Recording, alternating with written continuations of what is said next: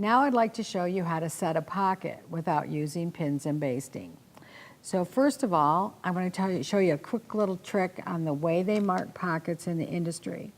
And they also do this with darts. And if you've ever purchased a ready-to-wear garment and tried to move the pocket or the dart, you may have found that there was a little hole in the fabric that marked where the pocket set or where the dart was to be stitched. And in the industry, when they stack cut, they're cutting dozens at a time.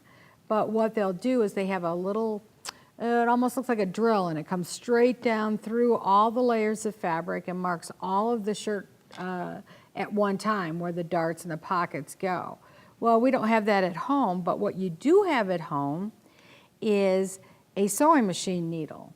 And we always have lots of those spare sewing machine needles when we get done with them. I keep a pin cushion of the old ones just for this very purpose. So if I know that I'm not going to move that pocket or that dart, I can mark it this way. I cannot mark it with the sewing machine needle if I think I might have to move it. Because again, the hole this machine needle is going to make in the fabric is permanent. It won't work in knit fabrics, but it works really well in woven fabrics. And what it is that we're going to determine just shy of the exact spot where the pocket's going to set, because we want to cover up this hole. So it's going to be inside the corner just a little bit. So what I've done is I've drawn a corner right here. So if that's right where I want my pocket to sit, the corner of my pocket, I'm going to make the hole just inside that corner. You see where I put the needle. So it's inside and down from there. And then I'm just going to pull the sewing machine needle all the way through the fabric. And you see the shaft of the needle is what creates the hole. The hole will never ravel. It is not cut. It is just shoved aside to make room for this to come through. But it will not heal back up. So again, only use this to mark if indeed you know that you're not going to move it. All right, so we'll assume there's a hole on each end where the pocket's going to go, and then we have our pocket. So the first thing I want you to do is press over the hem. And the way we've marked where the hem goes is that little slits that I talked to you about. It's just a tiny little 1/8 inch slit because we only have a 1/4 inch seam allowance here. So I've got a little 1/8 inch slit on both sides of the pocket, so I've pressed my hem over there. Now I just have to turn it over and turn under the 1/4 inch to make the hem. And oftentimes in your pattern guides it'll say press under the 1/4 inch. And I touched on this in the curves lesson, but what happens is when you try to turn that under a 1/4 inch, two things happen. You're trying to steam it down, and chances are, even if it's not biased, you stretch it out. And you'll know, you've probably experienced this, where all of a sudden this area seems bigger than it's supposed to be. Well, it got bigger because it got stretched out a little bit. So rather than press under that 1/4 inch where you might also burn the tips of your fingers with the steam from the iron, in the industry they don't take that kind of time. And so we're going to just turn under that 1/4 inch on the hem and turn it under and stitch as we go. All right, we'll start like we have before. Put the needle in, back up to the edge and come forward. Now we've got that edge turned under a 1/4. I can come back here and turn under another 1/4 inch. Hold it, thumb under, fingers on top. And if you've cut this on grain, it'll want to turn right there at that 1/4 inch. You've got it secured here with what I like to call my third hand, which is your needle down, foot down, holding it very securely, and then you hold it at the other end, and then it's just stitched down. And stitch as close to the folded edge as you can accurately. See how I'm doing. I have a little difficulty on camera with this because I don't have as much light. But here we go. And now we've sewn our hem down. All right, now that we have the hem in our pocket, we're going to do what's called set the pocket. Sew the pocket to the garment. Now remember, we've got a hole here, so we want to set the pocket right over that hole so that's not exposed. And the way we're going to do that is by turning under 1/4 of an inch along the edge here. All right, so we're going to turn that under 1/4 of an inch, and we're going to lay that over top of that hole so that hole's not exposed. And we're going to start right here on the stitching line. And I'm going to stitch up and across and back down. And the reason I'm going to do that is to reinforce the corner of that pocket. You always want to reinforce the corner of a pocket because if the pocket's used at all, there's a stress point right at those corners. And you can use, what I'm going to do is a triangle, but you can use a rectangle and doing it in the same manner that I'm going to show you the triangle. Or one of my favorite ways to do it, especially on a man's shirt, is I will double top stitch it. So I'll just turn around when I get to the other side and come back down around at 1/4 of an inch. Now, what we're going to do, like I said, is we're going to start right at the edge of that hem and make that triangle reinforcement. But I want to show you a quick tool, just interrupt for 1 minute, because I'm going to be using this tool. And it's called an optivisor. And when I'm sewing here in the studio, I can't have the light on underneath the machine here, and we all know how important that is. So just to help me a little bit, I'm going to use the optivisor. And you may have seen other people wear these, like a dentist or a jeweler.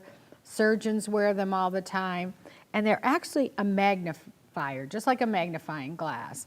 So it sits on your head, and there's a swivel, and you just pull it down when you need it. It's excellent for top stitching, for threading needles, for working late at night when you don't have the proper light. So it's a really nice little tool to have. So I'm just going to flip this down and sink my needle right into that hem. Okay, and now I'm going to pivot by lifting up the foot, and I'm going to aim for the top of the hem of the pocket, but very close to the fold. I want to land right on that fold, and I want to be a few stitches away from the outside edge. So we'll just stitch right up here until we get to the top. Might be not quite close enough, so I think I'll take one more stitch.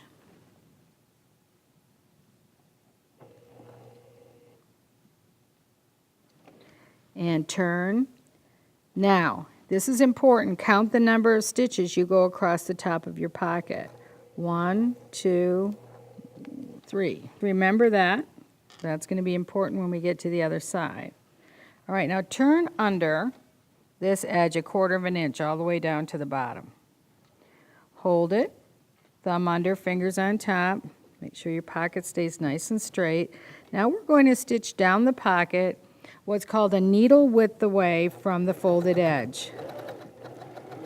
And the reason we're going to stitch a needle width away from the folded edge is because we want the pocket to become part of the garment. So many times there are directions and pattern guides that say top stitch the pocket down 1/4 of an inch from the edge.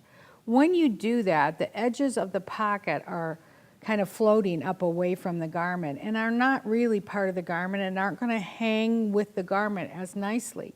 And if you look at fine ready-to-wear, you're going to see that if they only stitch it one time around the pocket, they're going to stitch right close to the edge. So we call that a needle widths away, which means a needle width distance from the edge of the folded edge.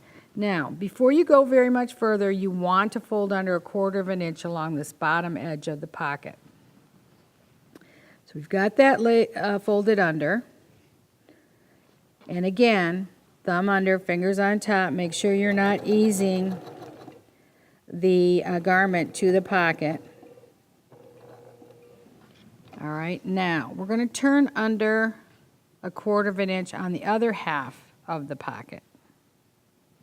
Now we've got that, both of them turned under 1/4 of an inch. You don't want to wait too long. If you wait too long, you can't get your fingers under there to fold it under. Now I'm going to caution you right here to be extra careful not to stretch the pocket here at the bottom. This is cut on the bias. and it would be very easy to pull on this and get a curve in the bottom of your pocket, and you don't want that. You want it to stay straight. So don't pull too tight. Hang on to thumb under, fingers on top. Stitch right that needle width away and stitch right up to that point. Do your best to hit that point. All right. Now we're going to come around here, turn under 1/4 inch, but before I sew anything, because this is such a short distance, I'll go ahead and turn this one under 1/4 as well. Lay these down flat. And again, we're not going to press these under 1/4 first because chances are we'll stretch them out. We'll stretch them out, they won't look as nice, and we're wasting time because you can do it right here at the sewing machine. All right, so hanging on to that garment underneath so it doesn't ease, go right for that corner. All right, we're almost home. I'm going to fold it under 1/4 again, lay it nice and flat. All right, we'll stitch right up here. Now when we get to the top, remember what we have to do. We're going to go across the number of stitches we counted last time.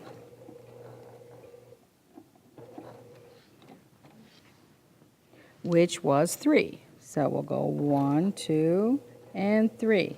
Now all we have to do is aim precisely for this intersection right here. Now what's really nice with the automatic thread cutters that they have on the machines now, I'll go ahead and back up 1 stitch just to secure it. And when I hit this to cut the threads, what's really nice is it takes that top thread, pulls it down to the bottom and cuts them both off. So I have no telltale threads hanging out right over here. I just have to go back and trim this one. So there you go. It's just that easy. It does need a nice press. And again, you could just turn this corner and top stitch 1/4 inch away and go all the way around the pocket again. And that makes a very nice pocket as well. So that's it for setting a pocket without any pins or basting. I'll see you again real soon.